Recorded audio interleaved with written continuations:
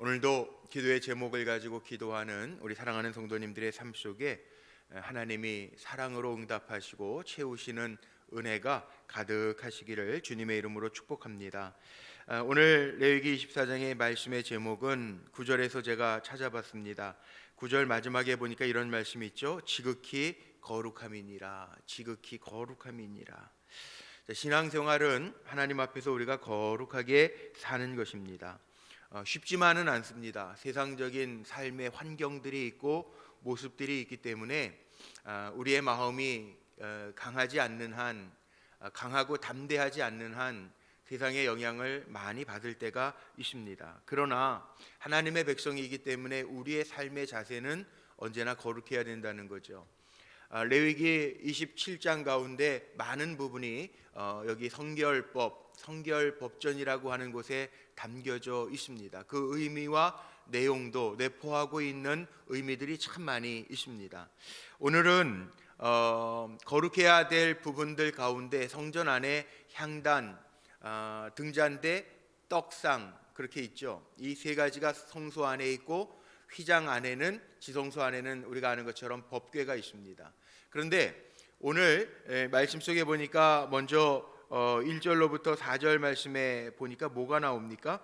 여기에는 불을 켜기 위한 등잔대가 나오는데, 자, 여기에 일주일에 한 번씩 교체해 정리해야 할 진설병과 더불어서 매일 정리해야 할 등잔불 규례가 나옵니다. 자, 먼저 2절을 한번 보십시오. 2절에 보니까 이스라엘 자손에게 명령하여 불을 켜기 위하여 감람을 찧어낸 순결한 기름을 내게로 가져오게 하여 계속해서 등잔불을 켜둘지며, 이 계속해서라고 하는 단어가 나오죠.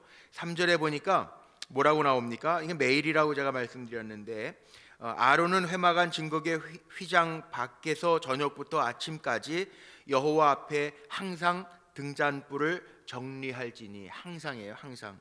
자, 2절에 보니까 계속해서, 3절에 보니까 항상. 그 다음에 저녁부터 아침까지 잘 정리해 두어라. 혹시 기도원, 우리 대한수도원에 기도원에 가시면 성전에, 대성전에 뒤에 뭐라고 써 있는지 혹시 글 보신 분 계신지 모르겠어요? 예? 불이 꺼지지 않게 하라. 이게 기도를 의미하기도 하고요. 이 등잔불이라고 하는 것은 기도를 의미하기도 하고요. 빛이잖아요, 빛. 예수님 뭐라고 그러셨죠? 마태복음 5장에 보면 너희는 세상의 빛과 소금이라. 그러니까 우리의 삶이 정말 성도들의 삶이 빛나야 되고요. 그리고 우리의 삶, 이거 뭐 빛이 꺼지지 않게 하라. 계속 매일매일 우리가 기도하지 아니하면 살 수 없는 존재들이에요. 시험거리들은 얼마나 많은지 몰라요. 그러니까 기도하는데 시험 꼭 닥쳐서 기도만 아니고 기도 제목이 있어야만 기도하는데, 그러지 말고 시험에 들기 전에 기도해라. 주님 그렇게 말씀하죠. 제자들에게도 그렇게 말씀하죠. 시험에 들기 전에 기도해라.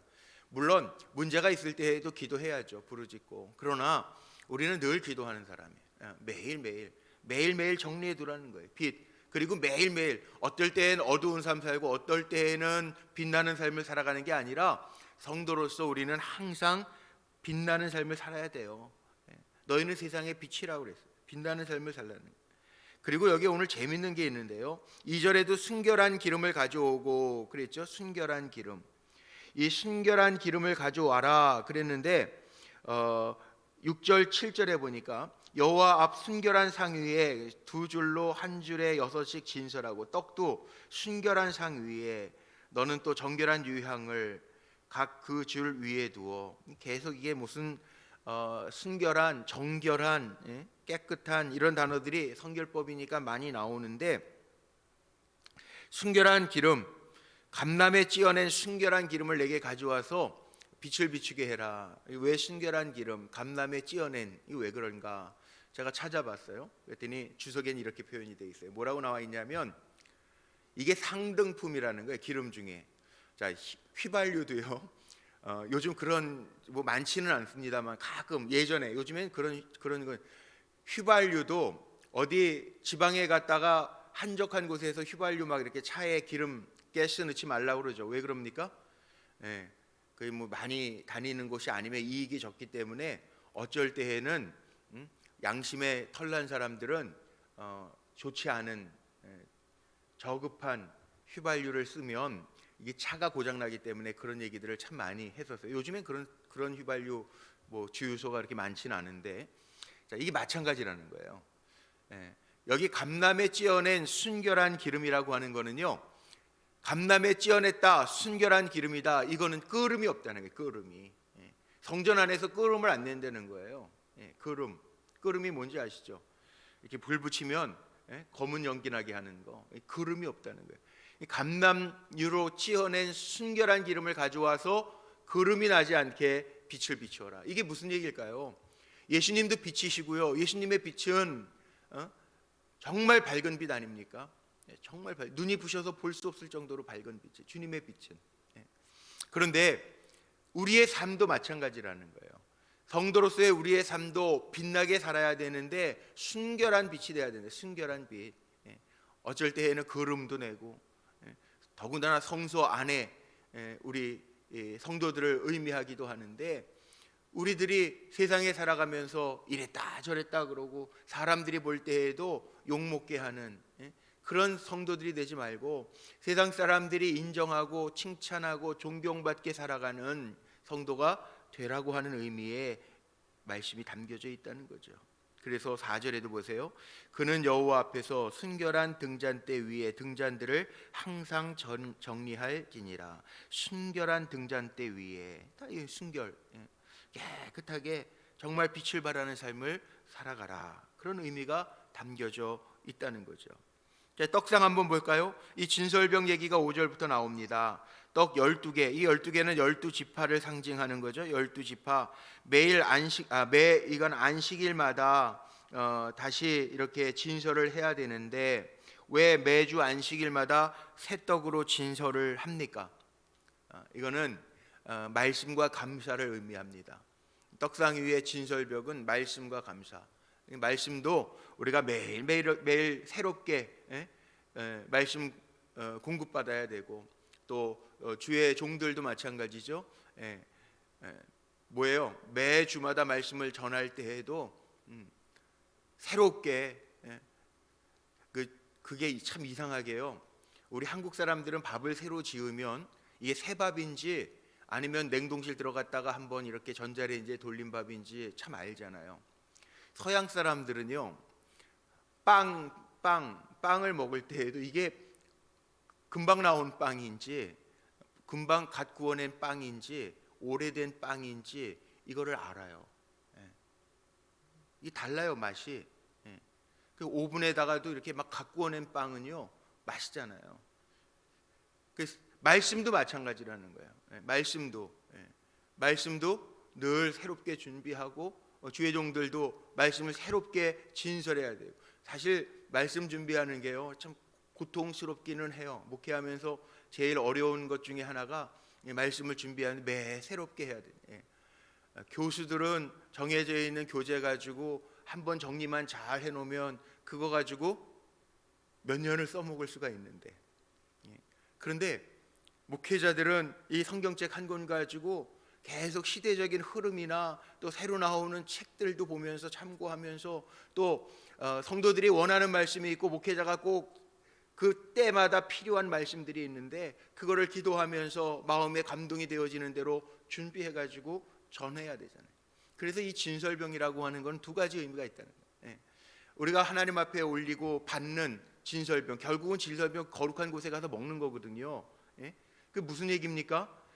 말씀 먹잖아요, 우리가. 제가 나중에 요한 복음에서 찾아보겠지만 예수님이 뭐라고, 나는 생명의 떡이라. 그리고 우리가 성찬도 하고 말씀도 받아 먹잖아요. 잘 먹어야죠. 그러니까 집에서 엄마들이 새밥 지어가지고 자식들 먹일 때 어떻게 해요?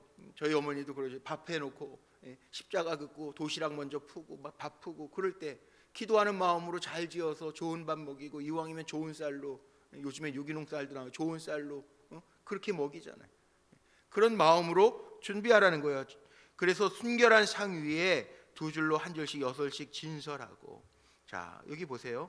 8절로 넘어가 봅니다. 안식일마다 이 떡을 여호와 앞에 항상 진설할지. 여기도 항상 나옵니다.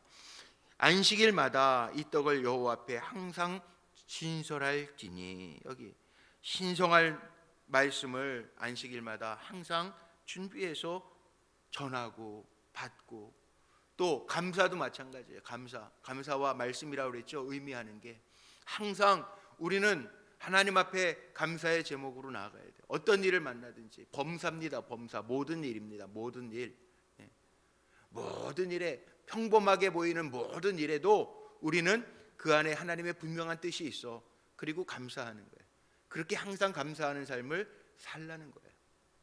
하나님의 법입니다. 이게 제 얘기가 아니고 지금 하나님이 우리에게 주신 성결법, 법전 안에 있는, 이스라엘 자손에게 명령하여 하나님이 말씀하시는 거예요. 우리는 항상 감사. 어떤 일들은 속상한 일도 있어요. 어떤 일은 마음 상하는 일도 있어요. 그러나 항상 감사함으로 받으면 버릴 게 없대요. 말씀도 그렇고 감사도 그렇고 우리의 삶이 빛되게 살아가야 되는 것도 그렇고 항상 깨어 있으라는 거죠. 그 다음에 나오는 게 뭡니까? 하나님 앞에, 이게 불경죄하죠. 모독. 여기에 보니까 실로밋의 아들에 대한 이야기가 나. 아빠는 애굽 남자고 엄마는 이스라엘 여인인데 이스라엘 사람과 진영 중에서 싸우다가 이 사람이, 아빠는 애굽 사람이고 엄마는 이스라엘 여인의 아들이 11절에 보세요. 여호와의 이름을 모독하여 저주함으로, 저주했을 때 어떻게 하냐? 모세에게 끌고 왔어요. 하나님의 명령을, 그를 가두고 하나님의 명령을 기다리니까 12절에, 13절에 하나님이 모세에게 말씀하십니다. 뭐라고 말씀하시냐 하면, 그 저주한 사람을 14절 진영 밖으로 끌어내어 그것을 들은 모든 사람이 그들의 손을 머리에 얹게 하고 온 회중이 돌로 그를 칠지라. 이 돌로 치라고 하는 얘기는 뭐예요? 쳐 죽이라는 거예요. 돌로 머리 맞고 살 사람이 어디 있어요? 머리에 기억하면서 돌로 쳐 죽이라. 하나님을 모욕하지 말라. 하나님은 경외의 대상이라는 거죠. 하나님은 모욕의 대상이 아니고 경외의 대상입니다. 성령 회방죄는 용서받지 못한다 그래요. 자, 그렇다면 우리가 흔히 사람은 잘못할 수 있지만 하나님은 완전하신 하나님이거든요. 사람은 실수할 수 있지만 하나님은 실수가 없으신 하나님이거든요. 오늘 찬송도 제가 391장, 393장 오 신실하신 주, 놀라운 구세주 예수 내 주, 그 찬양했어요. 하나님은 실수가 없어요. 완전하신 분이에요. 실수는 우리가 하는 거지. 실수는 우리가 해놓고, 범죄는 우리가 해놓고 욕을 하나님 앞에 돌린다? 말이 안 되잖아요. 자, 안티 크리스찬들도 조심해야 될 게 있어요. 요즘에 크리스찬들이 잘못하는 경우도 있습니다. 없는 게 아니라 많아요. 목회자들의 일탈도 신문뿐만 아니라 보도되는 것들이 있습니다. 언론도 요즘에 뭐 그런 언론들이 있더라고요. 완전히 그런 것만 해치는 언론들이 있어요. 그런데 참 안타까운 거는 그건 사람이 잘못한 거잖아요. 목회자가 잘못했으면 그 사람이 목사로서 그만두든지, 아니면 정말 잘 회개하고 씻김 받고 자기 때문에 상처를 입은 사람에게 사죄를 구하고 용서를 받고 하든지 분명해야 되는데 그런 것도 없어요. 그래서 그런 얘기도 많이 하죠. 교회 안에서도 자정 능력을 잃어버리면 참 어렵다는 거예요. 그러나 중요한 거, 범하지 말아야 될 것, 안티 크리스찬들도 범하지 말아야 될 것. 안티까지는 좋은데 하나님을 욕되게 하지 말라는 거예요. 그런데 가끔 그 밑에 다는 거 보면요, 기가 막힌 이야기들이 있어요. 겁나는 이야기들이 있어요. 하나님은 사람들에게 만홀히 여김받을 하나님이 아니라는 거예요. 실수는 왜 사람이 해놓고, 우리가 조심해야 될 것은 내 삶으로 인해서 하나님의 이름을 욕되게 하면 안 돼요. 어제 나왔네. 욕되게 하고 속되게 하면 안 돼요. 그건 정말 우리가 조심해야 돼요. 살아가면서 나 때문에 하나님의 이름이 속되다, 욕되게 먹으면 안 돼. 그러나 하나님을 모독하는 그런 언사는 이건 아니라는 거예요. 그래서 여기에 불경죄, 하나님을 모독하는 것, 이건 곧 멸망을 가져오기 때문에 그렇다는 거죠. 자, 그렇다면 우리가 성결법전 그동안 읽으면서 레위기에 보니까 뭐가 나왔죠? 이 법이 똑같아요. 부모에게 저주하는 자도 죽어요. 죽이래요. 부모 저주하고 부모 욕되게 하는. 그리고 하나님을 모독하고 저주하는 자 똑같아요. 자, 부모를 뭐로 봅니까? 성경은 하나님의 대리인으로 보고 있죠. 자, 그 다음에 나오는 게 이제 수평적 관계에서 나오는 규율들이 나옵니다. 사람을 쳐 죽인 자는 17절, 사람을 쳐 죽인 자는 어떻게 하라고요? 반드시 죽일 것이요, 짐승을 쳐 죽인 자는 짐승으로 갚을 것이요. 또 19절에 사람이 만일 그의 이웃에게 상해를 입혔으면 그가 행한 대로 행하는데 상처에는 상처로 눈은 눈으로 이는 이로 갚을지라. 상해를 입힌 그대로 그렇게 하라고 그랬어요. 그 다음에 21절에 보니까 짐승을 죽인 자는 그것을 물어줄 것이고 사람을 죽인 자는 죽여라. 자, 이게 뭡니까? 이게 동해보복법인데 같은 해로 보복하라고 하는 일인데, 이거는 성경에뿐만이 아니고 고대의 탈리오법, 고대 사람들이 지켰던 그 탈리오법이, 이런 법이 동해보복법. 같은 고통을 내가 받았으면 그 고통으로 갚아준다는. 근데 우리 믿음의 사람들은 사실 악을 어떻게, 신약 성경에 오면 뭐라고 이야기합니까? 악을 선으로 갚으라고 그러죠. 왜? 죄를 주는 거, 벌을 주는 거는 우리에게 속한 것이 아니라 하나님께 속한 거다. 하나님 앞에 맡겨버리라는, 하나님이 알아서 하신다는 거예요. 그런데 이 구약법에는 그렇게 나와 있어요. 이 법을 보면 뭡니까? 우리가 오늘 볼 수 있는 법들이 있어요. 하나님의 법, 공의, 사랑, 평등이 담겨져 있다는 거죠. 그러면서 오늘 제가 마지막 결론은 이렇게 내리고 싶은데, 빛, 떡에 대한 이야기가 오늘 나왔죠. 등잔 때와 떡상에 대한 이야기가 나왔는데, 요한복음 6장으로 한번 좀 넘어가 볼까요? 요한복음 6장 뒤로 한번 좀 넘어가 보죠. 신약성경 153쪽, 신약성경 요한복음 6장 35절 있네요. 요한복음 6장 35절 제가 읽을게요. 예수께서 이르시되 나는 생명의 떡이니 내게 오는 자는 결코 줄이지 아니할 터이요. 하나님, 주님이 그러죠. 내가 생명의 떡이, 나는 뭐뭐뭐뭐 에이미 그 히브리어로 그렇게 얘기, 나는 뭐뭐이다라고 하는 어법을 예수님이 써서 나는 생명의 빛이다, 나는 생명의 떡이다, 이런 표현들을 참 많이 쓰셨는데, 여기에 보니까 예수께서 이르시되 나는 생명의 떡이다, 그렇게 나와 있죠. 48절에도 내가 곧 생명의 떡이다. 그 다음에 넘어가 볼까요? 요한복음 9장으로 한번 좀 넘어가 보세요. 9장, 8장에도 있고 9장에도, 8장 보고 넘어갈까요? 8장 12절 한번 보세요. 8장 12절, 요한복음 8장 12절, 158쪽 거기에 보니까 예수께서 또 말씀하여 이르시되 나는 세상의 빛이니 나를 따르는 자는 어둠에 다니지 아니하고 생명의 빛을 얻으리라. 우리도 빛을, 생명의 빛을, 세상의 빛을, 세상의 빛된 삶을 살게 생명의 빛을 얻는데요. 9장 5절, 9장 5절에도 나오죠. 요한복음 9장 5절, 내가 세상에 있는 동안에는, 주님 뭐라 그래요? 세상의 빛이로다. 세상의 빛, 생명의 떡이라는 거예요. 여기에서 예수 그리스도를 상징하는 것을 레위기 24장 말씀에서 찾아볼 수 있어요. 예수님 생명의 떡이고 세상의 빛이, 우리도 마찬가지예요. 우리도 그렇게 살라는 거예요. 끄름 내지 말고, 온전하고 순결하게 세상에 빛된 삶을 살아라. 진설병을 올릴 때 이게 굳어지지 않게, 무교병을 올렸는데 굳어지지 아니하도록 진설병 떡을 만들어 감사가 식어지지 아니하도록 늘 감사함으로 주님 앞에 나오고 주시는 말씀, 그 말씀, 생명의 말씀 마음에 담고 살아가라는 거예요. 자, 오늘 말씀 마칩니다. 우리가 어떻게 살아야 될지 오늘도 이 성결법전 레위기 24장을 통해서 주시는 말씀들이었어요.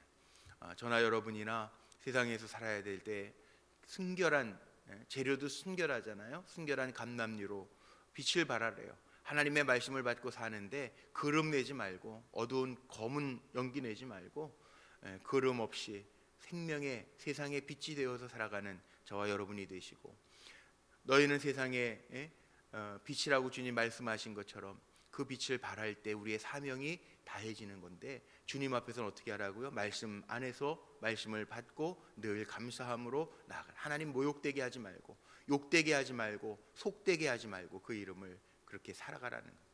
저나 여러분이나 그렇게 구별되이 오늘 한 날도 승리하시기를 주님의 이름으로 축복합니다. 기도하시겠습니다.